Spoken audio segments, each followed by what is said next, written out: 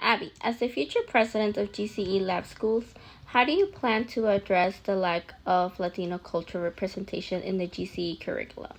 Glad you asked, my friend. As a Latino student, this has been on my mind, and I'm pretty sure it's been on the minds of my other peers, my other fellow Latino peers at GCE. And as a junior myself, going through almost half the curriculum I have noticed there's definitely a lack of representation. The most I remember learning about it was like one day in freshman year when we talked about Cesar Chavez and they dropped the subject, which wasn't really much to go off on.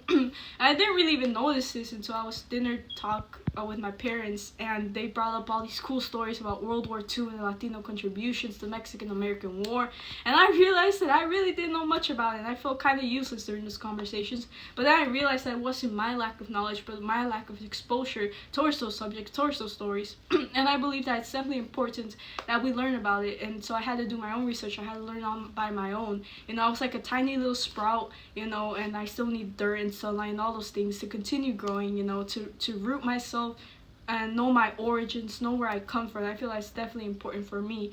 As to how I plan to address this at GCE, I will definitely start with Spanish class. I definitely think, as reading short articles on Latino history is a bit more useful than learning how to ask to go to the bathroom. And of course, grammar is still important. All those things is still important. But I believe that, short videos on Latino history once in a while wouldn't hurt. And just overall, adding more Latino literature to our curriculum would definitely be very helpful.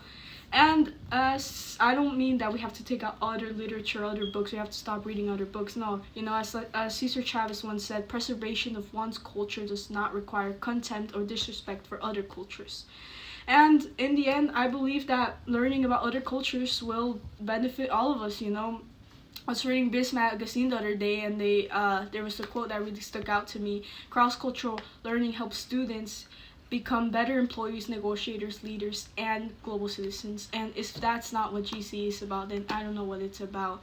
In the end, I believe culture brings people together, and together we are better. Better we are together.